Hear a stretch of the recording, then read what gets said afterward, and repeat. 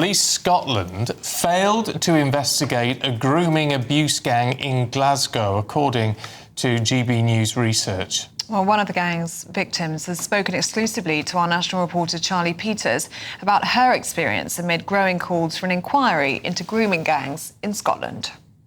You would go there and you would be intoxicated, and sometimes you wouldn't even really be aware of what was going on around about you. And yes, some instances you'd be sexually abused. Taylor, a victim of grooming gangs in Scotland, is speaking out for the first time. There was times where I would wake up and I had no recollection of the night before, no recollection whatsoever. Abused with her friend by Pakistani men in Glasgow, Taylor went missing from her care home countless times. At the time we were just young and we didn't really understand much what was going on, and it wasn't until we would actually get a bit older we realised this is actually wrong. GBNews has reviewed Taylor's social care records, which contain several key indicators of her being groomed, such as being in the company of older men and returning to the unit intoxicated. It was quite sickening because I always believed I was in a place that I was cared about, and to actually find out that they actually had an incline that stuff like this was going on, and that's the bit that gets me the most, because this could have been stopped and it never. Taylor's records reveal that at one point her name appeared in a CSE investigation and that the police visited her unit, but they failed to properly investigate.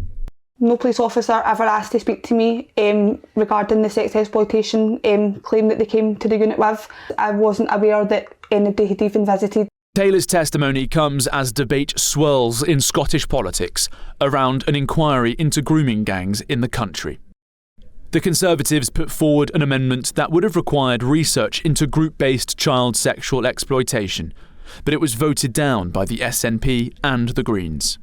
The Scottish Justice Secretary Angela Constance argued that there were no current police investigations into grooming gangs similar to the pattern exposed in many towns in England, where predominantly Pakistani men have targeted vulnerable white children. What do you feel like when you hear that? Well, I felt sick to my stomach because it does happen in Scotland, and I've been there and I've lived it. And if it's happened all these years ago, I can guarantee it's still happening now. Labour MP Joni Reid has accused the SNP of belonging to an establishment cover-up by resisting further investigation. Young women and girls are being sexually exploited in Scotland just as they are in England and Wales. The suggestion that it stops at the border is irresponsible and frankly offensive. Angela Constance said that a strategic group the government had set up would be best placed to examine the issue. But data released from Freedom of Information requests have shown that Police Scotland has no markers for group or gang-based abuse. So if the Scottish authorities cannot even identify grooming gang patterns, how can it tackle them? We don't know whether it's a problem or not yet, so they're refusing to look into an issue which their own group has told them that they don't have sufficient data on. Can you just do a rapid case review, just look at the data and get some independent experts in to try and understand the extent of the problem, and then we can decide whether we need a national inquiry. What I want to see happen is changes made. That is all I want. I just want to see this never happen to anyone else again, and that is all I want. But until a proper investigation is launched in Scotland, many fear that Taylor will not get what she wants. Charlie Peters, GB News, Glasgow. We're living in a time of what feels like pretty significant social change, and it makes us question things that we've even taken for granted for decades. And one of those at the moment that people are wondering about is actually money. Is the money in your bank account safe? Should you be investing elsewhere? Are we looking at a potential global crash? What will it mean for your savings? Is there a way that you could be using your money that might be outside of government control even? Well, TallyMoney is potentially one solution. So I'm delighted to say that I'm joined today by the CEO and founder of TallyMoney, Cameron Parry. What is TallyMoney? Well, at TallyMoney, you basically get gold you can spend. So we give people an individual account in their name, everyday account. They get a sort code and account number. They use that account just like they would pounds from their bank, but it's milligrams of gold that we brand as Tally. Okay. Why would you do that, though? What is the benefit to the customer instead of just having a normal pound sterling account? Gold's performance against the pound is above 11% per annum over the last 25 years on average. But we still need money in our daily lives, and we have savings. We know that it's good common sense and prudent to save up for things, not just living credit. You know, whether it's a holiday or a rainy day, your retirement planning, you need to have money in your life, basically, that you can rely on, that's dependable, that nobody meddles with, that nobody can weaponise against you, which is another element of government control when it's the government currency, which we could talk about another time. And it should be pretty simple and straightforward, and that's what we deliver at Tally. And really, we just want people to feel safe and happy with their money. There was a time when the bigger your bank balance, the more confident you felt. Now it's like, I need to do something with it. I can't leave it there. In Tally, you can. Okay, brilliant. Cameron Perry from TallyMoney, thank you so much. Thank you, Bev.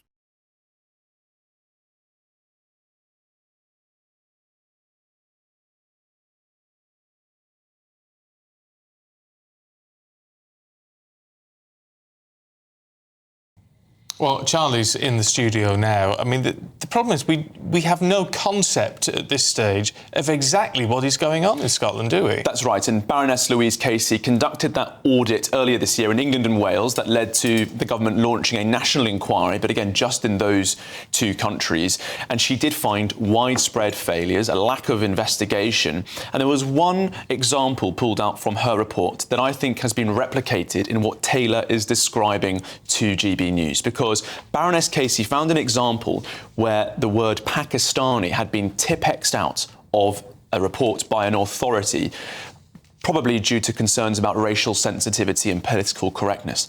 Well, we think the exact same thing has happened in this case that we've reviewed with Taylor, because in her care records that she shared with us exclusively, it refers to her being abused potentially by a group of, and the words have been blacked out. She thinks those words are Pakistani men. Well, joining us now for more reaction is the Labour MP for East Kilbride and Strathaven, Joni Reid. Joni, good morning. Thank you very much for joining us on GB News this morning. Now, tell us about the current state of the political debate in Scotland on a potential grooming gangs inquiry. Well, there are many people across the political spectrum in Scotland and many experts who rightly have the opinion that young girls and children are being exploited by organised groups north of the border, just as they are south of the border. The problem in Scotland is we really have no idea about the extent of the problem. So recently in England and Wales, we've had, as you've rightly said, the Alexis J review, we've had the Baroness Casey review, and now we've got a national review. We've had no such scrutiny in Scotland. And of course, the culture is very similar to England. The institutions are very similar. So experts and victims have told me that it is happening, but we're just, the government is willfully blind to the problem. I think what your case has shown today is that it has put further pressure on the government to now just give up on the dereliction of duty and take this with the sufficient seriousness that it deserves. Well, Jay, it does seem there was perhaps a slight change in the government stance on this in their response to us. They're now saying that a grooming inquiry is under review. There is, of course, already an ongoing inquiry into child abuse in Scotland. Why do you think a separate investigation is required? And also, what more can be done in Scotland to get an understanding of this issue beyond just an inquiry, also at the policing level? The first thing I would say that I don't believe it's under review in Scotland. It's not under review in any serious way. Nobody's reviewing it. No one's looking at the data. No one's looking at the case files. So the inquiry that you have referred to is the Scottish Abuse Inquiry.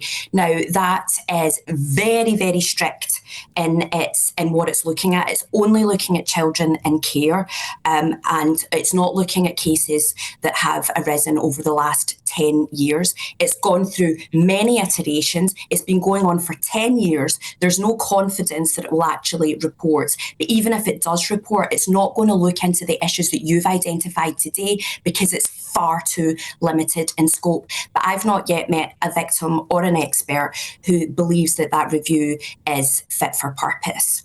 And Jodie Reid, just very quickly, there's a lack of data in Scotland as well, isn't there? There's FOI release showing that they're not recording group-based or networked abuse. Can you tell us more about that? Yeah, absolutely. So just as the problems that were identified in England and Wales, the exact same problems exist north of the border. And I'm part of the Home Affairs Select Committee. We've had experts tell us that the problems are exactly the same. We know very little because the data isn't robust and it's not recorded properly and it's not consistent across the whole of Scotland. So we don't know the age of perpetrators. We don't know the ethnicity of perpetrators. We know very, very little. And what we need is independent experts looking at the case files, whether they're open or not, interviewing victims, speaking to the people, the social workers and the education establishments that have supported those children and young people when they've been making their accusations. That's what we need to do. Casey did it very quickly. It's not a difficult task, but what it does take is political will. OK, Jodie Reid, Labour MP, thank you very much for your time this morning. Stephen and Ellie, we have had a response from the Scottish Government and also from Police Scotland. The government said that they have got this National Child Sexual Abuse Strategic Group. They're looking into this very seriously to improve their collective response to this horrendous form of abuse. And also a Police Scotland Detective Superintendent said that they are committed to identifying any areas for improvement and they are working tirelessly to ensure that children do not become victims. But as we've heard from Taylor and also now from Jodie Reid, still a lot more work to be done in Scotland about just recognising this pattern in the first place. Yeah, there is. Charlie, thanks very much indeed.